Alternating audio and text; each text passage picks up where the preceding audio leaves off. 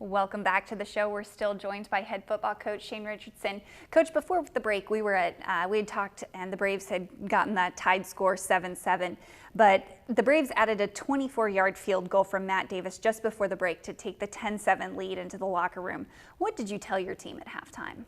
Well, oddly enough, the series that we were on defense right before we went into the locker room at halftime, our guys were kind of dancing on the field, and if anybody was at the game, they saw it was kind of a little bit of a break, maybe a timeout or something, and our guys defensively were kind of just feeling really, really good, and I actually was a little bit disturbed by it because I think our guys thought, hey, we can play with these guys, and we're in the game, and we've got the lead, and I certainly wanted to make sure that they kept their focus and understood that there's only one half of football played here, and there's a whole nother 2 quarters that we've got to finish the deal. And so I was a little bit stern and firm with them at halftime to make sure that they knew we needed to really put the hammer down for 2 more quarters to finish it out the right way. Well, you did get a 1-yard touchdown run from Cliff Jones on the opening possession of the second half, but the story of the second half was code black. Your defense held the Rams to just 83 yards in the second half and slammed the door on any type of comeback effort. What impressed you most about code black during that time? I think just staying the course, and after that first drive, they maybe could have just kind of folded up a little bit and let down their guard and maybe, started pointing the finger or losing confidence. And I think what it did was it kind of fired them up a little bit. And they stayed together very well. I really liked the heart that we played with. Code Black stands for 3 things. Play hard with total effort, play fast with relentless hustle and pursuit to the football, and then play together with tremendous enthusiasm. And so we feel like if we can do those 3 things on a consistent basis, it doesn't matter what play call that we make from the sideline as coaches. Doesn't matter what scheme we're running.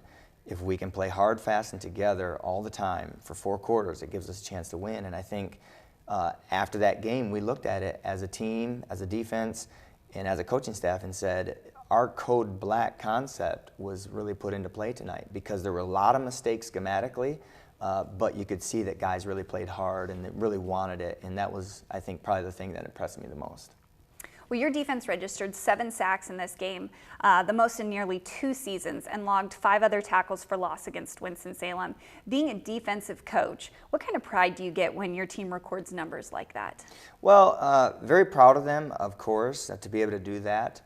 To be quite honest, I'm not really a numbers type of coach in the sense of looking at the stats and really putting too much emphasis on those.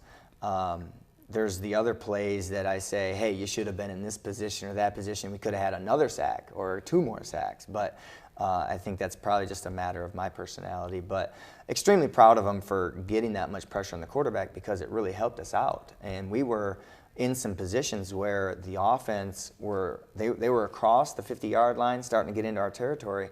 And the front 7 came up with some big plays to be able to push the offense back out of field goal range, and that was attributed to being able to sack the quarterback. And so I was very pleased to see that. I had actually been concerned about getting pressure on the quarterback previously, working up to then and throughout fall camp, and I was really excited to see that we could do that tonight, on Thursday night.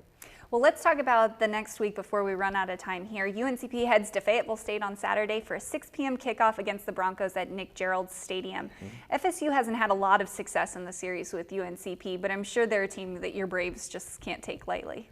Absolutely not. And I think as a head coach, for me, being very in tune to what we need to do, it's a scary place to be 6-0 against them the last 6 years, because I think that can creep into a little bit of a psychological advantage in the sense of, if a team looks into that too much, you're going to let down your guard in your week of preparation. And that's been our complete message this week, to make sure that our team certainly doesn't take them lightly, because if we're sitting here 0-6 against Fayetteville State, I know that we're extremely hungry to get a win against them. So I can just imagine what Coach Kershaw and their staff and their team is going through this week. I know that they're going to be hungry for us. We do not take them lightly at all. There's only been 1 game in the series that has been an awkward score.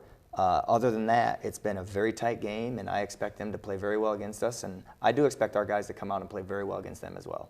Awesome. Well, we look forward to talking to you after the game, and good luck with it. Thanks, Jenna. Thanks for being on the show. We're going to take our next break, and when we come back, we're going to sit down with head women's soccer coach Lars Anderson, so stay tuned.